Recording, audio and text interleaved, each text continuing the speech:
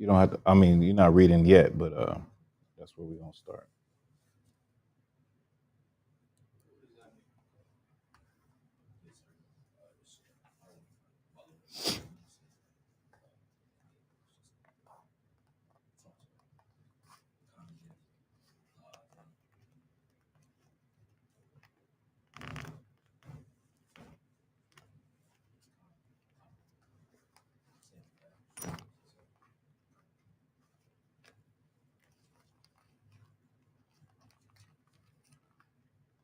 You know, they got letters from generals that they found in Israel where they're addressing uh different brothers, and it starts off like my lord. Like like people think that that's how they spoke in like think about white people, and that's how they spoke in like medieval times, and not realizing this was black people. This all comes from black people. You know what I mean? Yeah. Let me share this class real quick. Share it. Get some people up in here.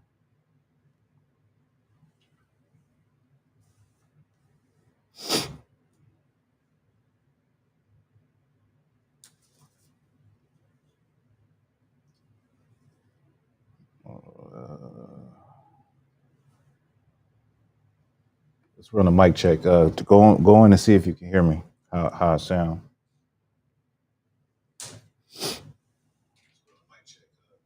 That's perfect. Perfect. Okay.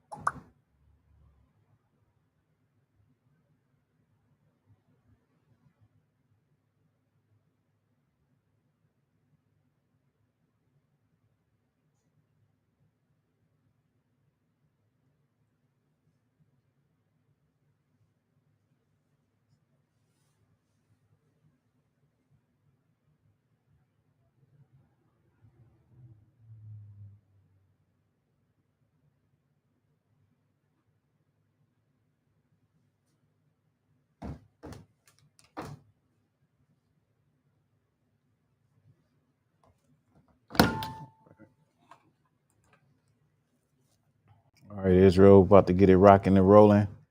Put your questions in. You got any questions? You can go ahead and put those in the chat. I'm Precinct Officer Tawaga Bar. We're going to go over Ruth. Was Ruth a Moabite? And why does that even matter? We're going to go over the story of Ruth. Was she a Moabite? And the reason why this matters is because a lot of people, Christian and Israelites, say that Ruth was in fact a Moabite. And if Ruth was in fact a Moabite, what that means is that anybody can be quote unquote saved or get salvation, that the Lord accepts non-Israelites. Like Christianity teaches that anybody could be accepted of the Most High. So if Ruth was a Moabite, meaning she was of another nation, this would mean that anybody could be accepted of God.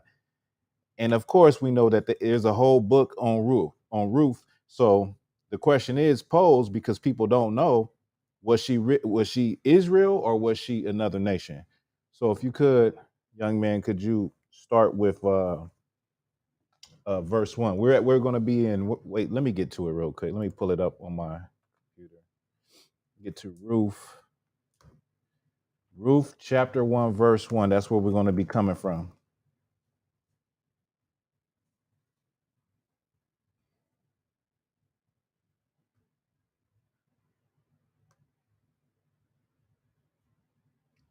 All right, go ahead. The book of Ruth, chapter 1 and verse 1.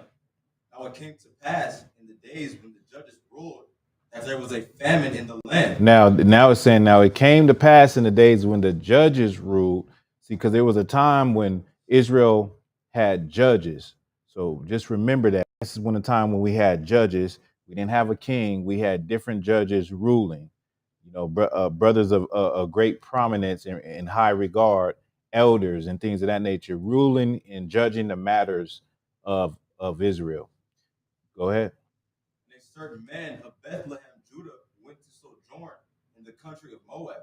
Mm-hmm. He and his wife and his 2 sons. So this man, he went from Bethlehem, Judah, to live in the country of Moab. He and his wife and his 2 sons. Go ahead. Verse 2. And the name of the man was Elimelech, Mm-hmm. and the name of his wife Naomi, Mm-hmm. and the name of his 2 sons Mahlon and Chilion. Chilion.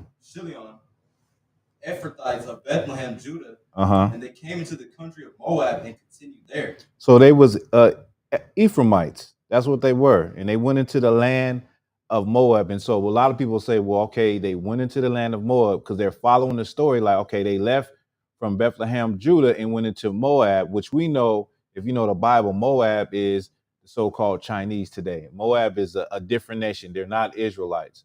So the word Moab strikes a chord as they're in the land of Moab. So they must be amongst the people of Moab, right? Go ahead. Verse 3. And Elimelech, Naomi's husband, died, and she was left and her 2 sons. So the husband died, and all she had was her 2 sons. Go ahead. Verse 4. And they took them wives of the women of Moab. Mm-hmm. The name of one was Orpah. So pay attention. It says this is where a lot of people get hung up on this. It said, and they took them wives of the women of Moab, and they say, you see, they took wives. These was Moabite people. These are Moabite women. It doesn't say. It says they took wives. It doesn't say they took of the daughters of Moab, meaning of their people. It just says they took wives. Right? Go ahead. The name of one was Orpah. Or go ahead. And the name of the other Ruth. Mm-hmm. And they dwelled there about 10 years. So they dwelt there about 10 years. So now what I want to go to, give me Deuteronomy 29 and 1. Let me get there with you. So they took wives, they took their wives of the land of Moab, meaning the land, not of the people, right? So we're talking about a place. We're not talking about a nation in this context. What I asked for, Deuteronomy 29 and 1. Give me 1 second. Let me get there with you.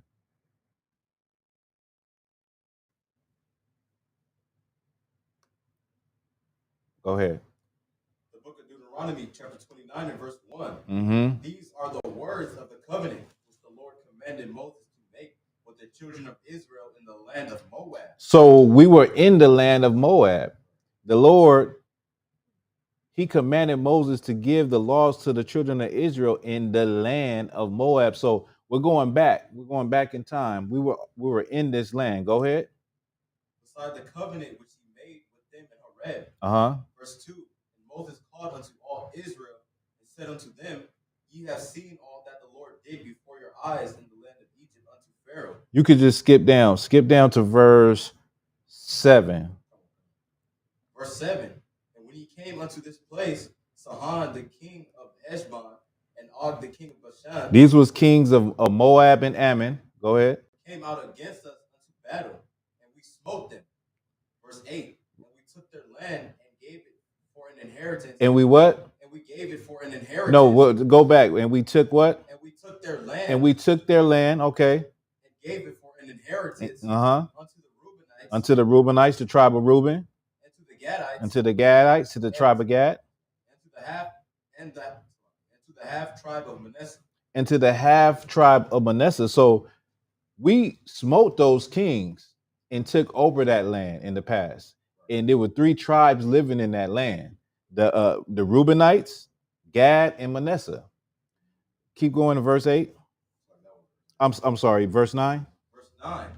Keep therefore the words of this covenant and do them, that ye may prosper in all that ye do. So they were in the land of Moab, keeping the laws of God in the land of Moab.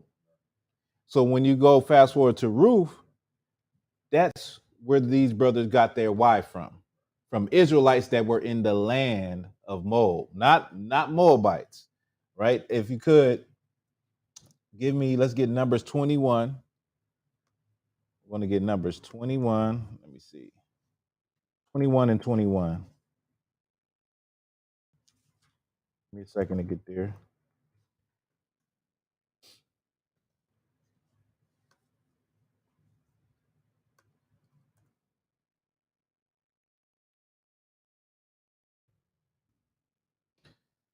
All right, go ahead. 21 and 21. The book of Numbers, chapter 21 and verse 21. And Israel sent messengers unto King Sihon, king of the Amorites, saying, let me pass through thy land. We will not turn into the fields or into the vineyards. We will not drink of the waters of the well, but we will go along by the king's highway. So the king of the Amorites, Israel sent these messengers to him, and we wanted to pass through their land. We wanted to. I'm gonna try to find a map real quick. Thought I had a map of of the land at that time, but you had Edom, and then you had to the north you had the land of Moab, and then you had the land of Ammon, and we wanted to pass through that land. But what verse are you on? Go ahead, verse 22. Go ahead.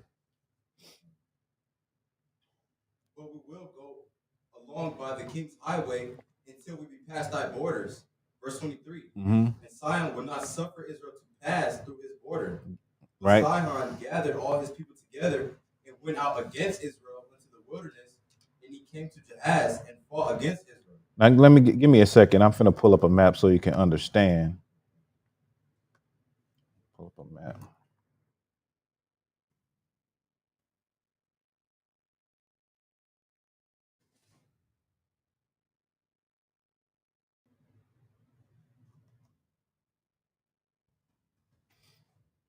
We was already what I'm showing is that we was already in the land. And this time with Ruth, when this came about, Israelites had already been living in the land of Moab. We have took control of those lands. Let me find a good map.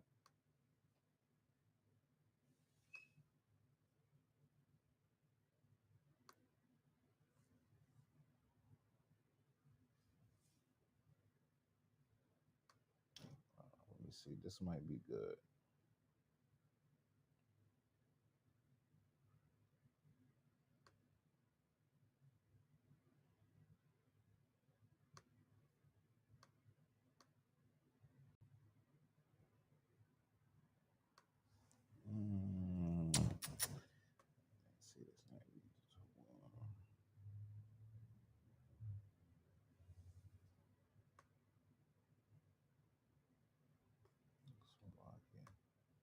Just bear with me 1 second. Let me get a good map that can help give a visual of what was happening in the direction the Israelites were trying to get through.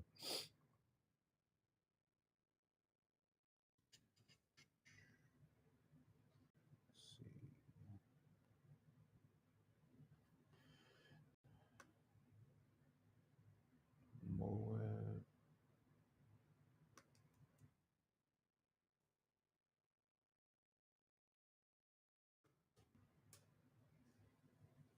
All right, this one looks like it's good.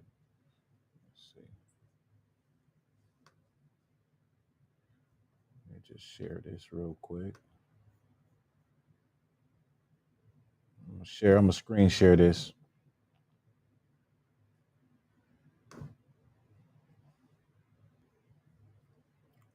Chrome tab, what we want right here. This is what we want. All right.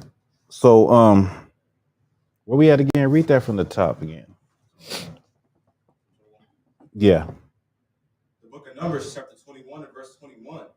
And Israel sent messengers unto Sihon, king of the Amorites, saying, let me pass through thy land. We will not turn into the fields or the vineyards. We will not drink of the waters of the well, but we will go along by the king's highway. By the king's highway. And let me see if I can get a little more interactive with this. So not here. Let me see how I'm gonna get. Since we are in class, let me see. I think I'm gonna drop it in here. So, yeah. Let's see.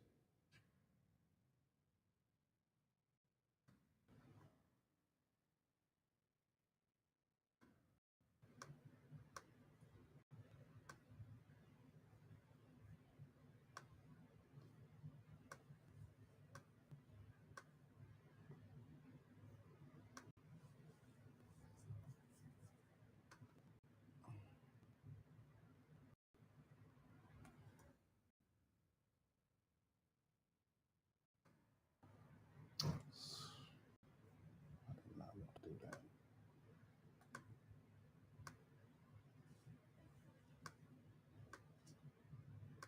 What's that window?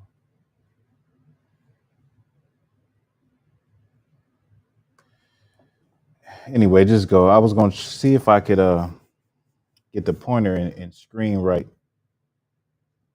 on the actual map, so brothers and sisters can actually follow along and see what they're reading and see it actually on the map. Go ahead. But we will not, so we will go on this highway Right. until we be past thy borders. Verse 23. So Israel went to go through the borders of the king of Ammon. They wanted to go through those borders. This is Ammon or Moab because it was both of them, really. Yeah. Go ahead. Verse 23. Sihon will not suffer Israel to pass through his border. But Sihon gathered all the people together. He said, "Hell no, you can't come through. Even though you ain't trying to go through the major spots, you can't come through." And he gathered all his people to go fight Israel. Go ahead. And went out against Israel into the wilderness, and he came to Jahaz and fought against Israel. Verse 24. And Israel smote him with the edge of the sword, and possessed his land for Arnon unto the Jabbok. To Jabbok. Go ahead. And Israel smote him with the edge of the sword, and possessed his land from Arnon unto Jabbok, even unto the children of Ammon, for the border of the children of Ammon was strong. Verse 25. And Israel took all the cities, and Israel dwelt in all the cities of the Amorites, in Heshbon, and in all the villages. So when you look at this map, you see that Ammon is the orange, right? And then you see Moab down there in the purple. You see the kingdom of Edom at the bottom. Before we got up there, we tried to go through Edom's territory also, and they wouldn't allow it, right? And so we tried to go through what is known as Moab, the country of Moab, which also was a kingdom of Ammon in the same country. Keep going. What verse are we on? Uh-huh. And Israel took all these cities, and Israel dwelt in all the cities of the Amorites, in Heshbon, and in all the villages thereof. So we're talking about the Amorites, not Ammon. We're talking about the Amorites. Yeah, excuse me on that. We're talking about the Amorites, and we're going to find out how did the Amorites come in power in the land of Moab. Go ahead. Verse 26. For Heshbon was the city of Sihon, the king of the Amorites, who had fought against the former king of Moab, and taken all his land out of his hand, even unto Arnon. So this king had fought against the king of Moab and taken all the land out of the hand of the Moabites, of the king of the Moabites. Go ahead. What verse are you on? Verse 27. Uh-huh. Verse 27. They that speak in Proverbs say, come into Heshbon, let the city of Sihon be built and prepared. Verse 28, for there is a fire gone out of Heshbon, a flame from the city of Sihon. It hath consumed Ar of Moab, and the lords of the high places of Arnon. Verse 29, woe to thee, Moab, thou art undone. It says, woe to thee, Moab, you are undone, meaning destruction. Woe means destruction, utter destruction. Go ahead. O people of Chemosh, he hath given his sons that escaped and his daughters into captivity. Oh, people of Chemosh. Chemosh was the name of the god of the Moabites. That was their god. Read that part again.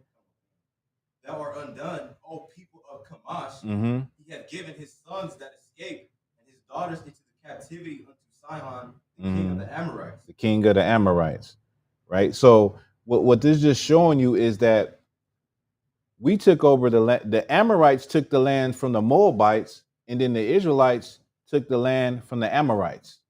And we were living in this land, and this is pre Ruth. This is before Ruth. So now we're going to go back to the story of Ruth. We're going to read the whole story, and we're going.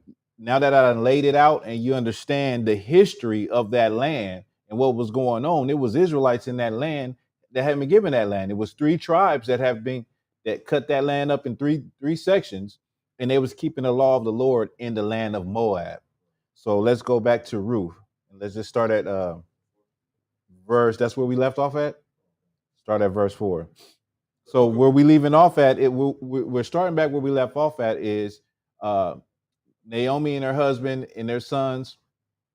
They left from Bethlehem, Judah, went into the land of Moab. Elimelech, what was the brother name? Elimelech.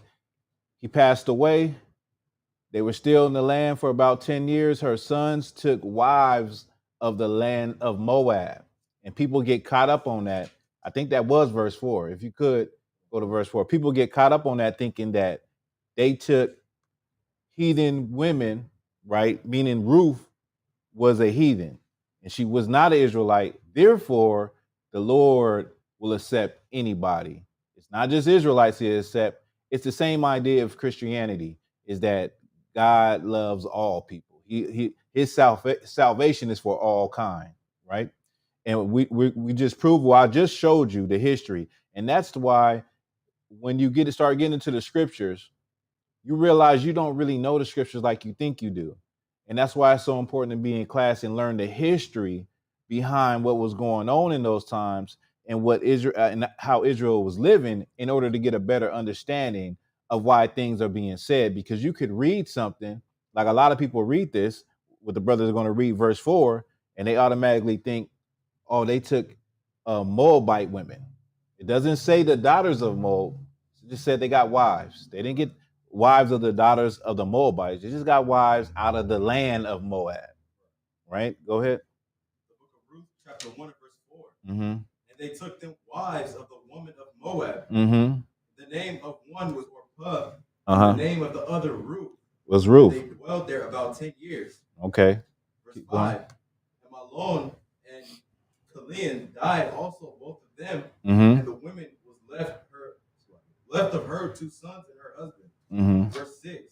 Then she arose with her daughters-in-law, that she might return from the country of Moab, for she had heard in the country of Moab how that the Lord had visited his people in giving them bread. Now she had heard that. Now she was going to go back home. She was going to go back home to her country, because she had to the land of Judah. She was a Judite, and she had heard that the Lord had visited his people. It was it was plentiful back at home, because they were living in the land of Moab, and they became impoverished. They needed to go somewhere where it was a better lifestyle, and she heard good words coming out of her own country where she had came from. Go ahead. Verse 7. Wherefore she went forth out of the place where she was, her 2 daughters-in-law with her, and they went on the way to return unto the land of Judah. Verse 8. And Naomi said unto her 2 daughters-in-law, Go, return each to her mother's house. The Lord deal kindly with you, as he have dealt with the dead and with me. So she was telling her daughters-in-laws to go ahead and just return back to their mother's house. Go Go back to their, their family, Verse 9. The Lord grant you that ye may find rest, each of you in the house of her husband. Then she kissed them, and they lifted up their voice and wept. The Lord, so she was just trying to tell them, I'm about to go my way, you guys go your way. May the Lord be with you, and you find rest, and you find a situation where you find yourself in a good situation once again with a husband or whatever, because my two sons are dead. Right? Go ahead. Verse 10. And they said unto her, surely we will return with thee unto thy people. Verse 11. And Naomi said, turn again, my daughters. Why will ye go with me? Yeah. So they're trying to stick to their mother-in-law. You know what I mean? And you see that happen in today's time. You see where a sister might be with a brother, and she has a tight bond with that brother's mother, and that brother passed away. And once that brother passed away, she's still tight with his mother. She's still bringing the kids around. She still, love her like she's her own mother. She still stick with her. She still, go get groceries for her and help her out and bring the grandkids over and all of those things because she loved her mother-in-law. Go ahead. Are there yet any more sons in my womb? What verse we on? Verse 11. Okay, go ahead. Are there yet any more sons in my womb that they may be your husbands? Verse 12. She said, am I with child that I can have some more sons that they can be y'all husbands? Go ahead. Verse 12. Turn again, my daughters, go your way, for I am too old to have an husband.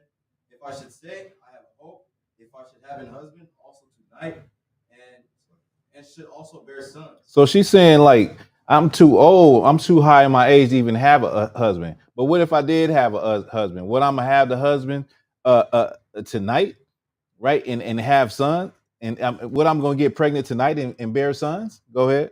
Verse 13. Would ye tarry for them till they were grown? And is you gonna wait for them till they get big again to marry my sons? Go ahead. Would ye stay for them from having husbands? Right. Would you wait on them just to have them as your husband? And just wait for them to grow up from a baby all the way to a man to have a husband again. That comes out of me. Go ahead. Nay, my daughters, for it grieveth me much for your sakes that the hand of the Lord is gone out against me. Right. So she said, nah, she said no. But it grieves me, it hurts me a lot that the Lord has done what he's done against me, meaning I done lost both my sons because it affects y'all. You know what I mean? Like y'all in a bad situation because your husbands have passed away. Go ahead. And she looked at it as though the Lord has stretched out his hand towards her. It's been like a judgment for the Lord against her for her two boys to pass away. Go ahead. Verse 14. And they lifted up their voice and wept again. And Orpah kissed her mother-in-law, but Ruth clave unto her. So the one sister kissed her mother-in-law, and she obviously got the message. She dipped, but Ruth clave to her mother-in-law. She didn't want to leave. Go ahead. Verse 15. And she said, behold, thy sister-in-law is gone back unto her people, Mm-hmm. and unto her gods. Return thou after thy sister-in-law. Right. Her sister-in-law had dipped out. She went back to her people. And she said, go ahead and leave like her. Return to your people. Go ahead. Verse 16. And Ruth said, entreat me not to leave thee, or to return from following after thee. For whither thou goest, I will go. Mm-hmm. Where thou lodgest, I will lodge. Thy people shall be my people, and thy God my God. Right. So knowing where these sisters came from, these sisters were already in the land of Moab, right? And now Ruth could have been a Gadite. We know she wasn't a Moabite, but from the history of how we know who took over that land, the land of Moab, she could have been a Gadite. She could have been a Reubenite. She could have been from the tribe of Manasseh. So she's saying, wherever you go, I'm gonna follow you. Your God will be my God. What else she say? And where thou lodgest, I will lodge. That your people shall be my people, and thy God my God. Remember, this is during the time of judges. So you had brothers in high positions, sisters in high positions. Deborah was a judge in Israel, a mother in Israel. You had brothers of high esteem, judges. Brothers of renown that judged the different affairs in Israel. And she said, your people shall be my people, and your God my God also. Verse 17. Verse 17. Where thou diest, will I die, there will I be buried. The Lord do so to me, and more also, if I but death part thee and me. So she said, where you die is where I'ma die. Like she was rocking with her stepmother into the end. She said it's like it ain't no getting rid of me. I'm gonna be down with you for the rest of your days, right? Where we at? We verse 18. Go ahead. When she saw that she was steadfastly minded to go with her, then she left speaking unto her. So when Naomi seen that, it was nothing she can say, that this sister was not going to, take these words like and just go back to her people, she's like, I'm gonna leave it alone. Go ahead. Verse 19. So they two went until they came to Bethlehem, and it came to pass when they were come to Bethlehem, that all the city was moved about them. And they said, "Is this Naomi?" So remember, Naomi is returning to her country. So there are people still there, her age, that remember her, ain't seen her in a long time. So we're talking about a place, and this, and when you really think about it, this is like what heaven really is: a place where everybody know who everybody is, a place where you can't come into this city without nobody knowing, like you standing out like a sore thumb. Kind of like when a nigga walks through a white neighborhood, like you stick out like a sore thumb, and they're like, you ain't supposed to be here, right? So like heaven is like you grow up in a place where everybody knows you, everybody knows your father. It's almost like nothing can really happen without somebody being able to find out or know who did it or who done what. In this case, it's somebody that left a long time ago and came back, and it's like the whole city stopped. Like, is that Naomi? Is that like, dang, we ain't seen her in forever? You know what I mean? Go ahead. Verse 20. And she said unto them, "Call me not Naomi, call me Mara, for the Almighty hath dealt very bitterly with me." So she said, "Don't call me Naomi no more. Call me Mara, because the Lord dealt with me bitterly." And I neglected to say that is that also when she came back, it's just her. They know when she left with her husband and her two sons. Now she coming back with two young sisters. All right, where we at? Mm-hmm. Verse 21. I went out full, and the Lord hath brought me home again empty. Damn. Go ahead. Why then call ye me Naomi, seeing the Lord hath testified against me, and the Almighty hath afflicted me? And she looked at that as an affliction. Like, don't call me by my former name. I've been afflicted by the Lord. Go ahead, young man. Was she wrong for that? No, she wasn't wrong for that. No, not at all. Go ahead. Verse 22. So Naomi returned, and Ruth the Moabitess, her daughter-in-law, with her which returned out of the country of Moab. And this is another one they get, the Moabitess, right? That gets people. But of course, we just went into the history, so we know why. It just like it's in our time. It's like people will call you by names from where you from. Like, so you might got somebody like in California. There might be somebody that moved from New York.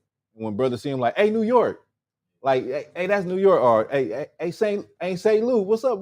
You know what I'm saying? So that's how that's how we spoke. You know what I mean? Like people from different areas, you looked at them like that. They said even in the white kingdom, he called them New Yorkers, Californians. You know what I mean? Like it could be black people, a black person from Louisiana versus a black person from California, and we're still black. We're still the same people. We have a different way. We have different ways about our culture in our community. We talk different, you know what I mean? But we're still God's people, you know what I mean? Where we at? Verse. Go ahead. So Naomi returned, and Ruth the Moabitess, her daughter-in-law, with her, which returned out of the country of Moab, and they came to Bethlehem in the beginning of barley harvest year. So they came the barley harvest. They came at the beginning of the barley harvest of the barley harvest year. So what I want is now let's go to chapter 2. Book of Ruth, chapter 2, and verse 1. Mm-hmm. And Naomi had a kinsman of her husband's, a mighty man of wealth, of the family of Elimelech, and his name was Boaz. Okay, so they had a kinsman named Boaz. And in the Christianity, they talk about Boaz a lot. They say, get you a Boaz and not a broke ass. Salakia. That they make a lot of jokes about Boaz as though that's the type of man that a woman should get, right? And we're gonna get into that too. You know what I mean? We're gonna find out what Boaz was really about, you know. So keep reading. Verse 2. And Ruth the Moabitess said unto Naomi, let me now go to the field and glean ears of corn after him, in whose sight I shall find grace. And she said unto her, go, my daughter. So Ruth wanted to go to the field to glean. Anybody know what that is? To glean, to harvest, but glean is to like to get what's left over. So in Israel, you were supposed to not leave everything. So if you had an orange grove field, strawberry field, whatever, when you harvest your crop, you don't get all of the stuff that's dropping in on the ground. You leave it for the poor people to come and glean, put in their sacks and take it. And so that's what the fact that she's going to glean shows you that Naomi and Ruth is, they kind of down bad. They're doing bad, and they're trying to get some, resources. So she said, I'm gonna go out here and work. I'm gonna go out there and just glean, right? Go ahead. Verse 3. And she went and came and gleaned in the field after the reapers. So the reapers is coming, is picking up the barley. They picking it up, they tying it up, and they taking it. But of course, some drops, and she's out there gleaning after the reapers. Go ahead. And her hap was too light on a part of the field belonging unto Boaz, Uh-huh. who was of the kindred of Elimelech. So she happened to be on a part of the field it belonged to Boaz. Also, Boaz wasn't the only person he owned a part of the field. A lot of people own parts of the field where people were harvesting. So she happened to be on that part of the field. Go ahead. Verse 4. And behold, Boaz came from Bethlehem and said unto the reapers, the Lord be with you. And they answered him, the Lord bless thee.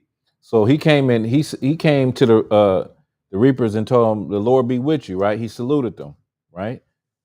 Verse 5. Then said Boaz unto his servant that was set over the reapers, whose damsel is this? So Boaz noticed Ruth, and he was like, "Damn, who damsel is this? Whose sister is this? Whose woman is this? Like, who is this sister?" Because of course, we're talking about a place where everybody know who everybody is, right? So Ruth stood out. Go ahead. Verse 6. And the servant that was set over the reapers answered and said, it is the Moabitess damsel that came back with Naomi out of the country of Moab. She came back out of the country of Moab, right? She grew up in the country of Moab. They just known her as, he said, a Moabitish woman. So whether we know that she could have been Gad, Reuben, or Manasseh, but all of them would have been considered a Moabitish brother or a Moabitish sister coming out of that country. Verse 7. And she said, I pray you, let me glean and gather after the reapers among the sheaves. So she came and hath continued even from the morning until now, that she tarried a little in the house. So she came and asked that she can glean, that she can pick up, that she can work.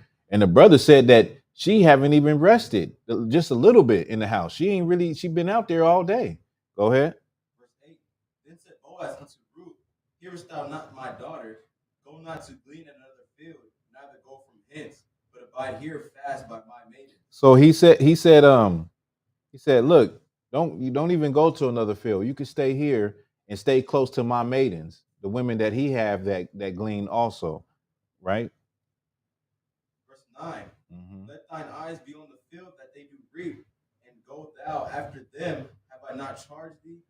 Have I not charged the young men that they shall not touch thee? And when thou art athirst, have I not charged the young men that they shall not touch thee?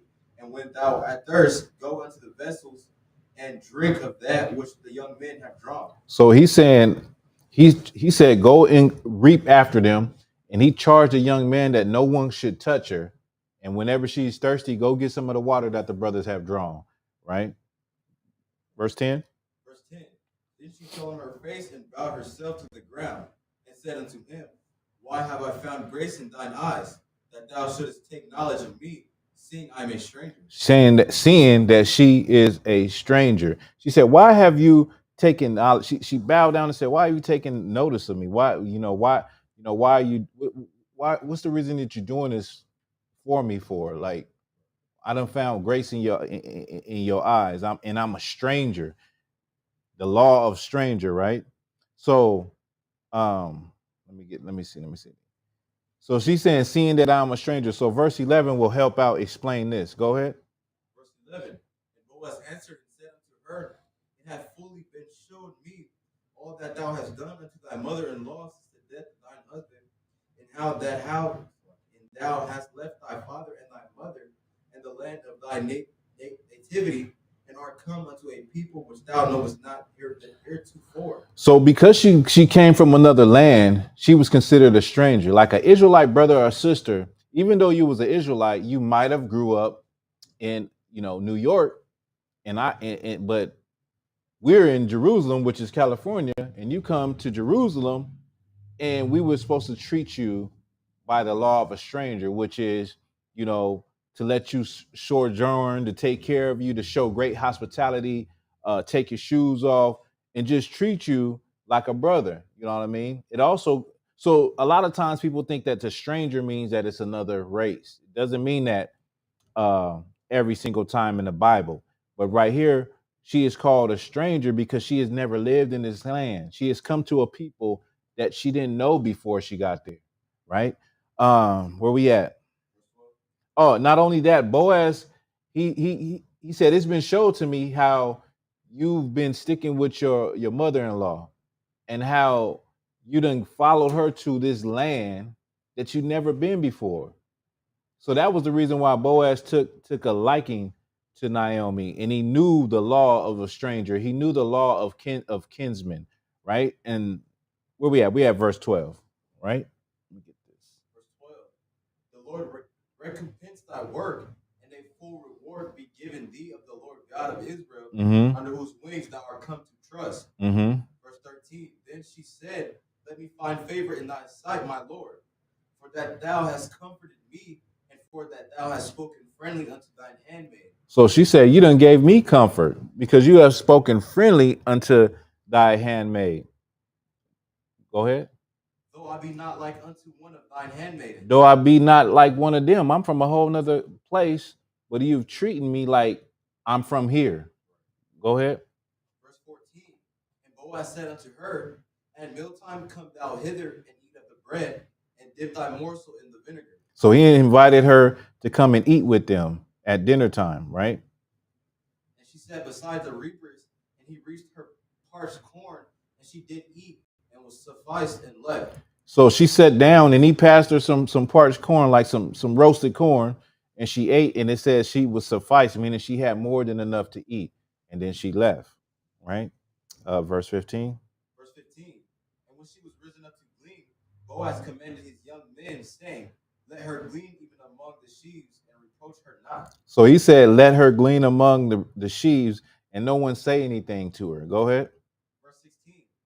And let fall also some of the handfuls of purpose for her. He said, let some of it fall on purpose for her. Like let some fall on purpose just so she can come through and she glean it. Go ahead. And leave them, that she may glean them and rebuke her not. Right. Verse 17. So she gleaned in the field until even, and beat out that she had gleaned, and it was about an ephah barley. So she beat out what she had gleaned. So what that is basically you're beating the wheat. So you beat the wheat, right, to knock the kernel, the shell off of the wheat. And then after that process is you winnow it. So you just throw it up in the air, or they put it on a threshing floor where you have like a pitchfork, and you throw it up in the air, and what the wind does is take the chaff away from the wheat.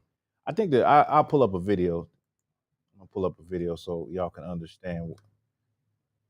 You can beat the wheat. You can beat it, like just beat it, or you could they have like these boards for the threshing floor where they just drag it over the wheat and crush it. There's different ways to do it, but it's all similar. Or the time with Christ, when they got on Christ about them plucking the wheat and eating on the Sabbath, they considered it work because the disciples was doing it in their hand. They were breaking off the shell and eating the grains, right? Let me see. I'm gonna pull up something.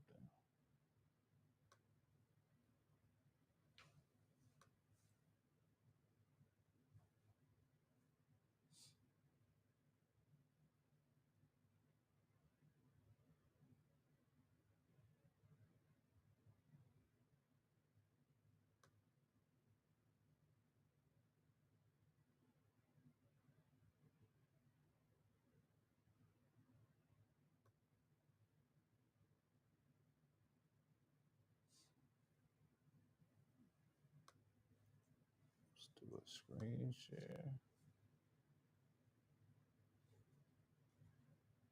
Share this one. Right? Share this one.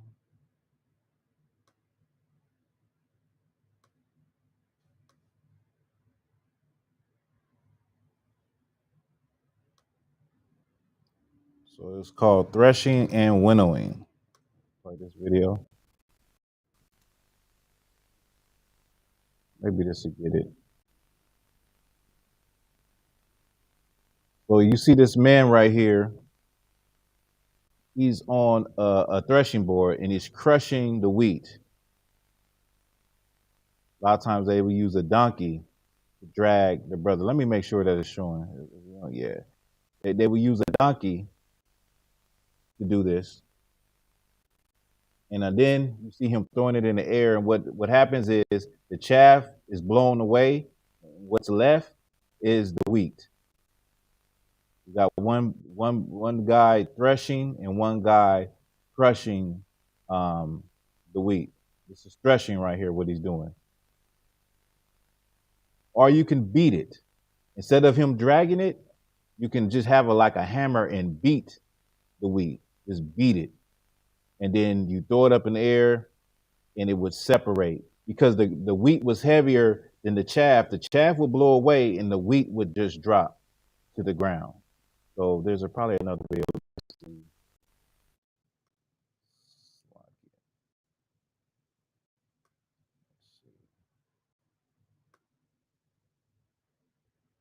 Here's another video.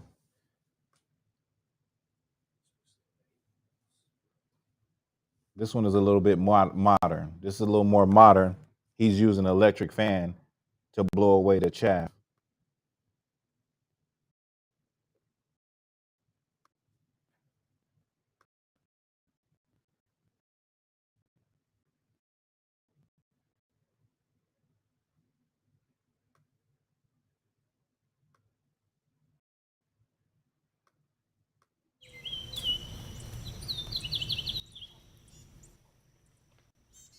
So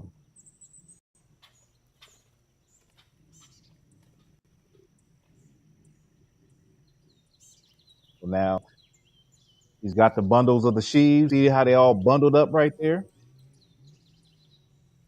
They're all bundled up. And now the workers in the field with Boaz, they was bundling up, but they would leave some so Naomi can grab it. Now, this is a more modern way this dude is doing. But as you can see, now he's this part. And then this is what it does. So usually you'll have the natural wind blowing away the chaff. But you see what wheat is falling straight down and the chaff is blowing away. There's parables for the wheat and the chaff, right? Just to give you an idea of what Ruth was doing. All right, let's get back to it.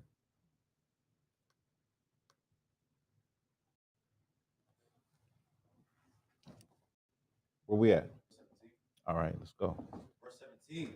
So she gleaned in the field until evening, Mm-hmm. and beat out that she had gleaned. So she gleaned in the field. She picked up all, and she beat out all that she had gleaned. Right. Go ahead. And it was about and a fat of barley. Right. Verse 18. And she took it up and went into the city. Mm-hmm. Her mother-in-law saw what she had gleaned, and she brought forth and gave to her that she had reserved after she was sufficed. Right. Verse 19. And her mother-in-law said unto her, Where hast thou gleaned today? So she said, Where did you glean today? Go ahead. And where wroughtest thou? Where did you work at? Go ahead. Blessed be he that did take knowledge of thee. And she showed. Mm-hmm. And she showed her mother-in-law with whom she had brought, and said, the man's name with whom I robbed today is Boaz. So when she brought all of that wheat, her stepmom was like, "Where did you glean today? Like, where was you working at?" She was like, "Dang, what was the field? Who owned the field?" And she said, "Boaz." Right. Verse 20. Verse 20. And Naomi said unto her daughter-in-law, Blessed be he of the Lord, who hath not left off his kindness to the living and to the dead. So she felt like blessed that because they were in such a low state. And you'll find out when we get to the end of this story, you'll find out that I've been saying it, but you'll find out that they were in a rough spot. So the fact that Ruth is going out working and she's coming back with a lot, it was a real a symbol of the Lord's kindness towards her household, towards Naomi. Go ahead. And Naomi said unto her, The man is near of kin unto us, one of our next kinsmen. So she said that man, Boaz, he's one of our near kinsmen. He's a man that is near kin to us. Go ahead. Verse 21. Mm-hmm. Ruth the Moabite said, He said unto me also, Thou shalt keep fast by my young men until they have ended all my harvest. Mm-hmm. So Ruth is telling Naomi that how he looking out for her. Go ahead. Verse 22. And Naomi said unto Ruth, her daughter-in-law, It is good, my daughter, that thou go out with his maidens, that they may meet thee not in any other field. Mm-hmm. Verse 23. So she kept fast by the maidens of Boaz to glean unto the end of barley harvest and of wheat harvest, and dwelt in with her mother-in-law. So she stuck with that, going out there working hard, sticking to Boaz maidens throughout the harvest season. And she stayed with her stepmother. Chapter 3. Book of Ruth, chapter 3, verse 1. And Naomi, her mother-in-law, said unto her, My daughter, shall I not seek rest for thee, that it may be well with thee? Verse 22. Mm-hmm. And now is not Boaz of our kindred, with whose maidens thou wast? Behold, it winnoweth barley tonight in the thresh floor. So now, I just showed you that with the winnowing the barley, the wheat. Naomi, her mother-in-law, told her that she wants to seek rest. She wants Ruth to be happy. She wants when she's saying about seeking rest, is she want her to find a place, a home, somewhere, a husband, that it be well with her. Verse 2, she says, now is not Boaz of our kindred, in whose maidens thou wast? Behold, he winnoweth barley tonight in the threshing floor. So they were harvesting, and then certain nights after gathering all of that, they go and winnoweth on the threshing floor, meaning they crushing it and then they're threshing it, separating the wheat from the chaff, right? Basically like a factory, just like just moving along, right, working. And she telling her like, look, he gonna be there tonight. So she's trying to set her up, and we're gonna keep reading. Verse 3. Mm-hmm. Wash thyself thereof and anoint thee, and put thy raiment upon thee. So she said, get cleaned up, put some nice clothes on, look nice, right? Go ahead. And get thee down to the floor. And get down there. Get over there to that place. Uh-huh. But make not thyself known unto the man Mm-hmm. until he shall have done eating and drinking. So don't show yourself until he's done eating and drinking. Right? Go ahead. Verse 4. And it shall be when he lieth down, that thou shalt mark the place where he shall lie, and thou shalt go in and uncover his feet and lay thee down, and he will tell thee what thou shalt do. So she said, so when he lay down, mark the place, like look and see where he's gonna lay down at, cover his feet and lay down at his feet, right? And then he's gonna tell you what you should do.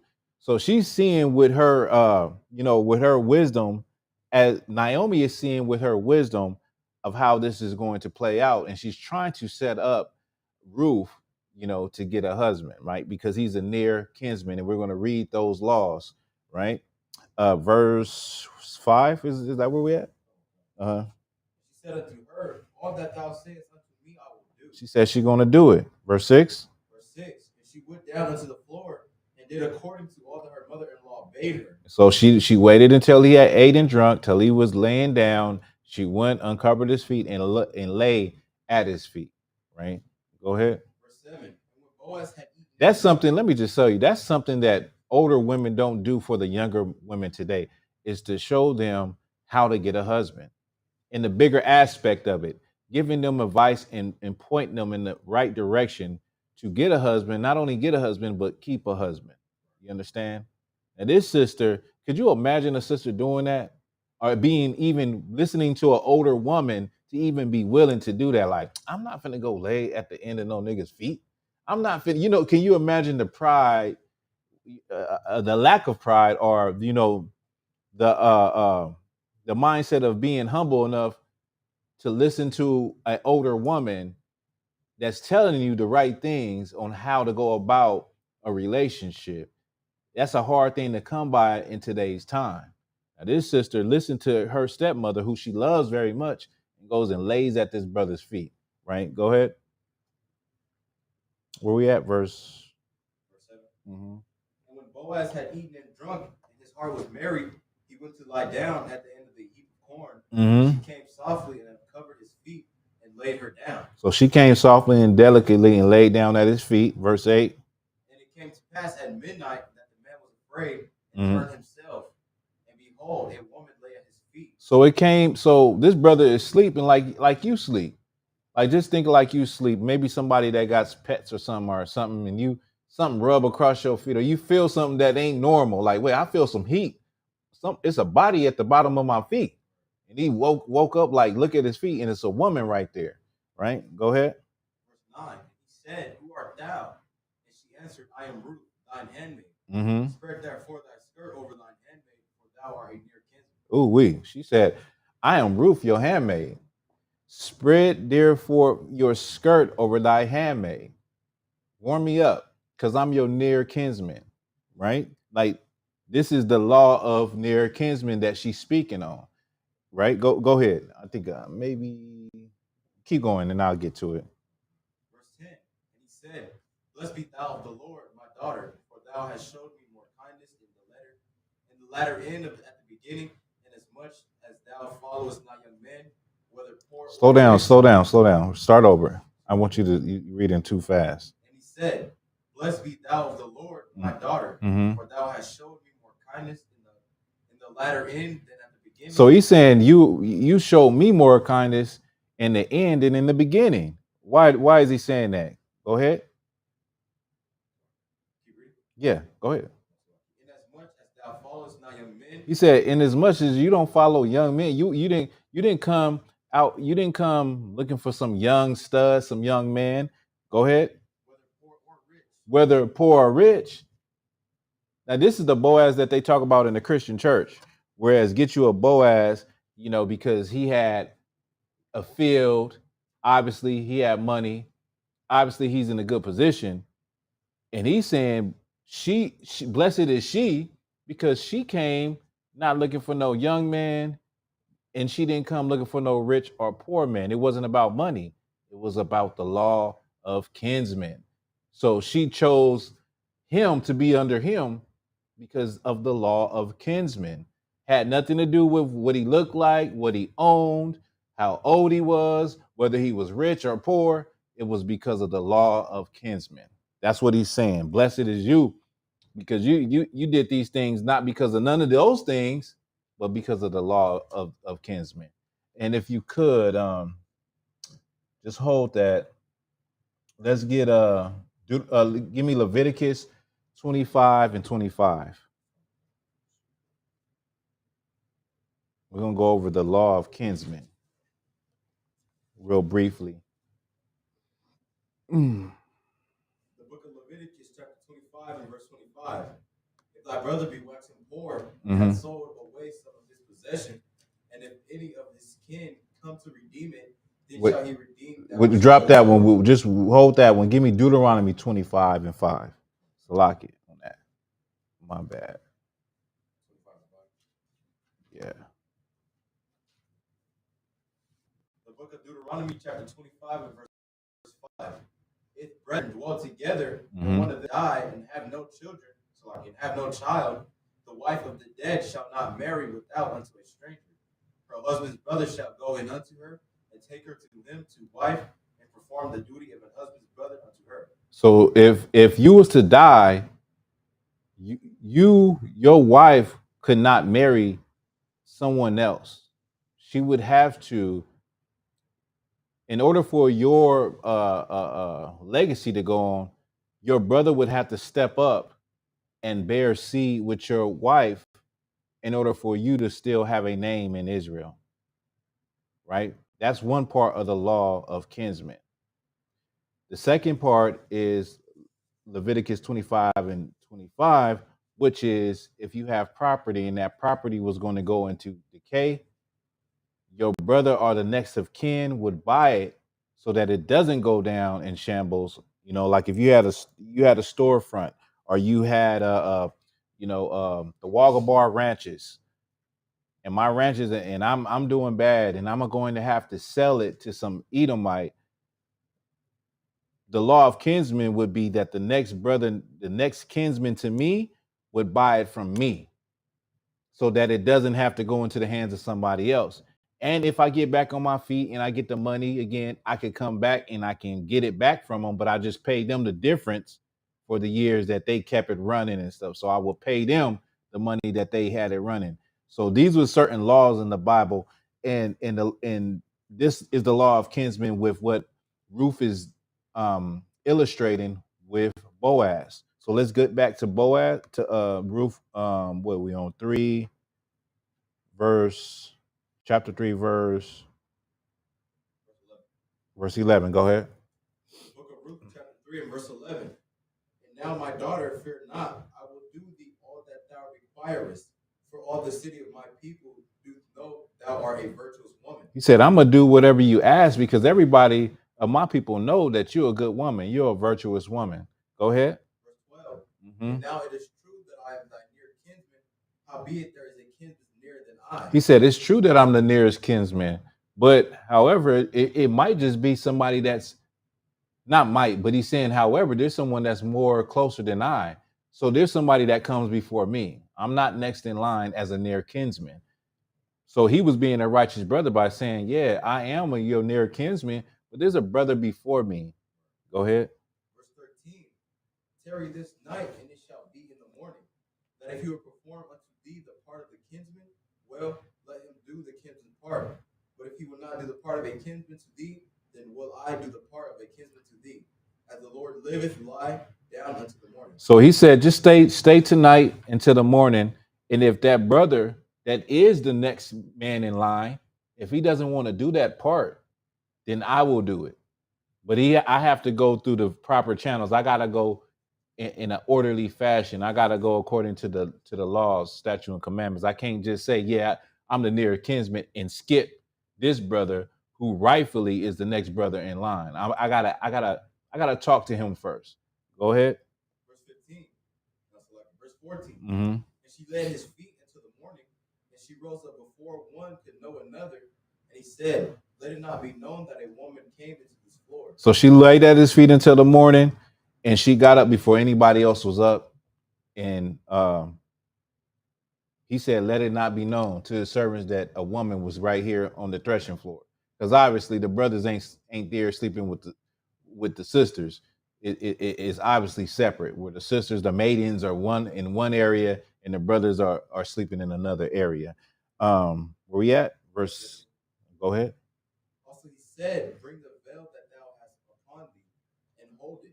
So he told her to bring the veil that she had over her head, and hold it. Go ahead. And when she held it, it measured 6 measures of barley and laid it on her, and she went into the city. So he poured 6 measures of barley into her veil to hold it and take back with her home. Go ahead. And when she came to her mother-in-law, she said, who art thou, my daughter? And she told her all that the man had done to her. So Naomi wanted to know, how did it go? And she told her everything that Boaz had done to her, right? Verse 17. And she said, these 6 measures of barley gave he me, for he said to me, go not empty unto thy mother-in-law. So he he's showing great kindness and love, even for Naomi. Make sure you go back home with some food. You know what I mean? Because I know the situation y'all in, and we're gonna get to what the situation they were in. Go ahead. Verse 18.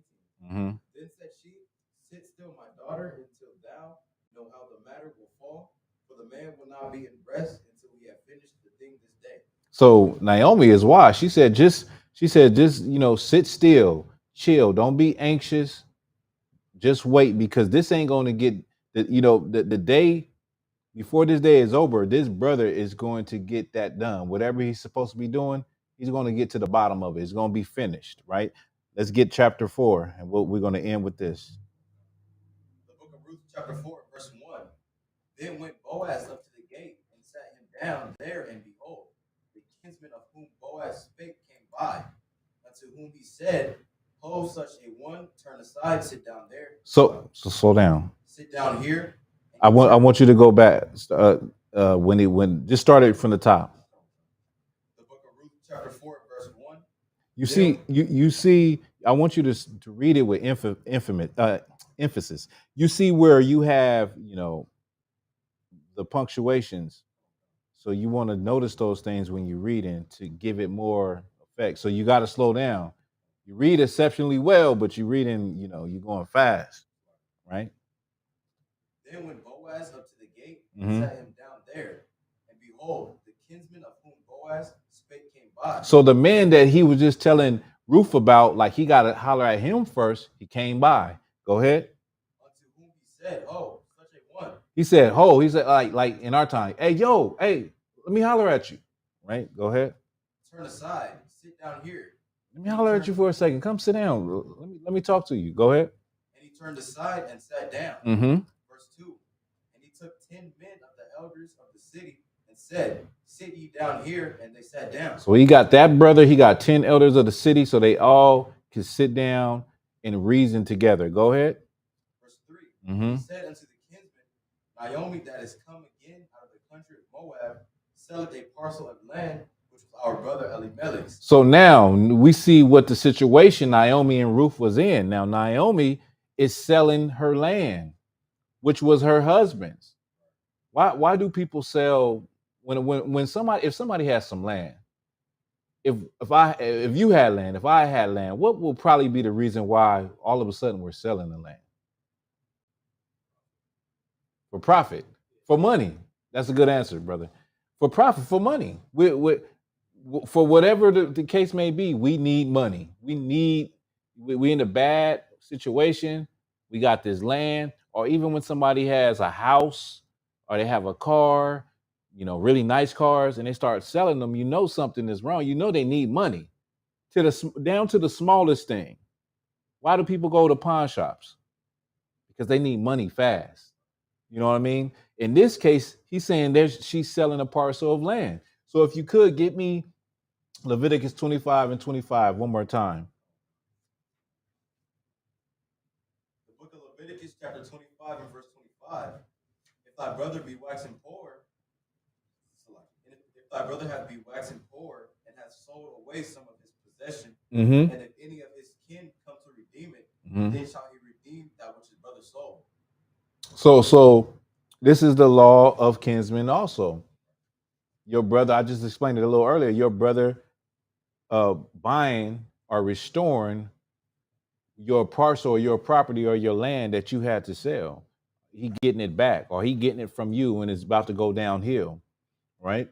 And so this is what we're seeing right here. So let's go back to Ruth and let's finish it off. The book of Ruth, chapter 4, verse 4. Mm-hmm. And I thought to advertise thee, saying, buy it before the inhabitants and before the elders of my people. If thou wilt redeem it, redeem it. But if thou wilt not redeem it, then tell me, that I may know. For there is none to redeem it beside thee, and I am after thee. And he said, I will redeem it. So he's saying, I'm letting this be known that, if somebody wants to redeem it. And you're the person that can redeem it, and then I'm after you. But if you don't redeem it, I'm going to redeem it. Go ahead, verse 5. Verse 5. Then said Boaz, what day thou buyest the field of the hand of Naomi? Thou mayest buy it also of Ruth the Moabitess, wife of the dead, to rise up the name of the dead upon his inheritance. So if you buy that land, that field from Naomi, you also have to get Ruth, right? Because she is the wife of the dead. She's the wife of Naomi's son, the dead, to raise up his name upon his inheritances, which we just read in Deuteronomy 25 and 5. We didn't go to verse 6, did you? You didn't go to verse 6. But it's in so that a brother's name would not be wiped away from Israel, right? To raise up an inheritance in that brother's line. Go ahead. Verse 6. Then the kinsman said, I cannot redeem it for myself, lest I mar mine own inheritance. Redeem it. Redeem thou my right to thyself, for I cannot redeem it. So the near kinsman, the brother next in line, said he can't redeem it for whatever reason. He didn't want to mar his inheritance that he had, whether it had been the inheritance he got from his father or whatever. But he said, "You go ahead and redeem it, Boaz. You can. My right to redeem it, I give it to you." Right? Go ahead. Verse 7. Now this was the manner in former time in Israel concerning redeeming and concerning changing. For to confirm all things, a man plucked off his shoe and gave it to his neighbor, and this was a testimony in Israel. So, in order to make a deal, this was a thing in former time in Israel where you make a deal with a brother in front of the elders. You take off one shoe and give it to him for every, you know what I mean, to secure the deal, right? Go ahead. Verse 8. Therefore the kinsman said unto Boaz, buy it for thee. So he drew off his shoe. Verse 9. And Boaz said unto the elders and unto all the people, ye are witnesses this day that I have bought all that was Elimelech's and all that was Kalins and Malon's and of the hand of Naomi. Verse 10. Moreover, Ruth the Moabitess, the wife of Malon, have I purchased to be my wife, to raise up the name of the dead upon his inheritance, that the name of the dead be not cut off from among his brethren, from the gate of his place. Ye are witnesses this day.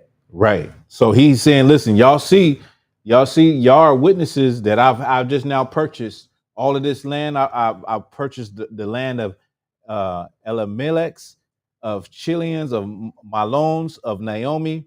Moreover, Ruth, the Moabitess, I have purchased her to be my wife, to raise up the dead upon the inheritance. So he's letting it be known, it's certified, it's sealed in front of all the elders of the city that he made this agreement and this purchase, right?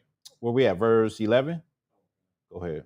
And all the people that were in the gate, and the elders said, we are witnesses. The Lord make the woman that is coming to thy like Rachel and like Leah, which two did build the house of Israel, and do thy worthily in Ephratah, right, and be famous in Bethlehem. So he said,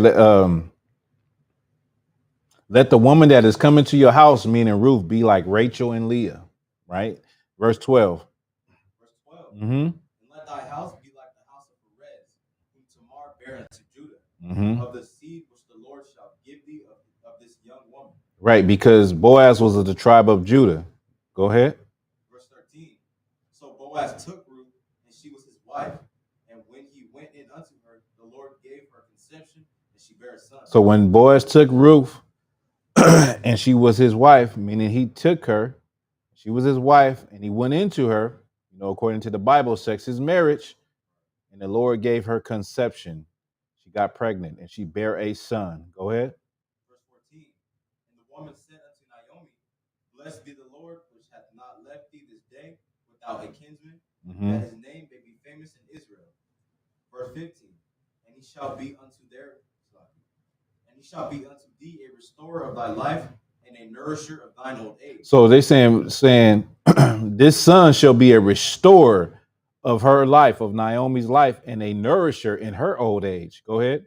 For thy daughter-in-law, which loveth thee, which is better to thee than 7 sons, hath borne him. They said, because your daughter-in-law that loved you, Naomi, the sister that loved you, that followed you from the land of Moab back home after losing her husband, after you losing your husband, she is better to you than 7 sons. And she have born this new grandson that you have. Go ahead. Verse 16. And Naomi took the child and laid it in her bosom and become nurse unto it. And Naomi became a grandmother that loved the hell out of her grandbaby. You know what I mean? After seeing all of the, the bad things happen to her, the Lord stretched out his hand. You remember what she said? She said, "Call me Mara. Don't call me Naomi, because the Lord done dealt with me harshly. I ain't got nothing left." Then now she had a grandson that she was like a nurse to that grandson. Go ahead. Verse 17. And the woman her neighbors gave it a name, saying, "There is a son born to Naomi." Mm-hmm. They called his name Obed. Obed. He's Go the ahead. father of Jesse, the father of David. Right. Keep reading. Verse 18. Now these are the generation of Perez. Perez begat Hezron, and Hezron begat Ram, and Ram begat Aminadab. And Aminadab begat Nahshon, Mm-hmm. and Nahshon begat Solomon, Mm-hmm. and Solomon begat Boaz, Mm-hmm. and Boaz begat Obed, Mm-hmm. and Obed begat Jesse, Mm-hmm. and Jesse begat David. Jesse begat the mighty King David. Listen, man, when it comes to Ruth, Ruth was an Israelite. Ruth was not a Moabite. You understand? I hope that clears it up. I hope it clears it up. And I had so much stuff to bring out. I forgot to go into the Bible dictionary and all of that, but I think you get the point. That the Israelites were already in the land of Moab. We had took control of those lands. We had 3 tribes in those lands, keeping the law of the Lord in those lands. And when it came to the time that of this family going into Moab and those brothers taking wives of the land of Moab, those wives were not Moabites. They were not heathens. They were Israelites that were already in the land, knowing the law of the Lord. And let me to go into it. What did I want? What is the precept? Anyway, in Nehemiah? It might be Nehemiah.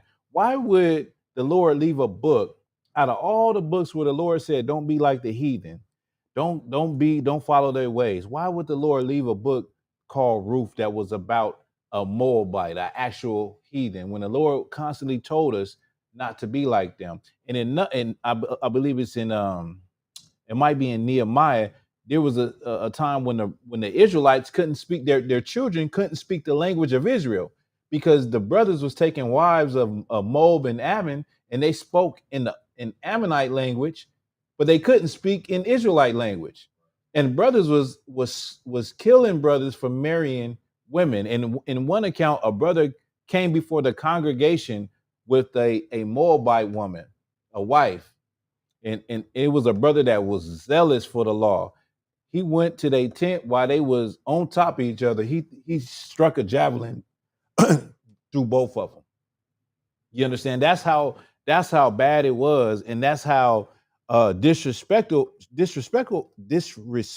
it was, in order for you to bring a heathen woman into the congregation before all the brothers and sisters, after Moses and them just telling us not to do that, right? So Ruth was an Israelite, and we're going to end the class with that. Hey, the water for rocking with us on this live Israel. I see you next week, same time. We're about to get up out of here. Let's clap it up for this class. You know what I'm saying? The water to the young men up in here reading everything. The water to that, and I can't wait to see all the brothers and sisters at the Passover. All right, we're about to get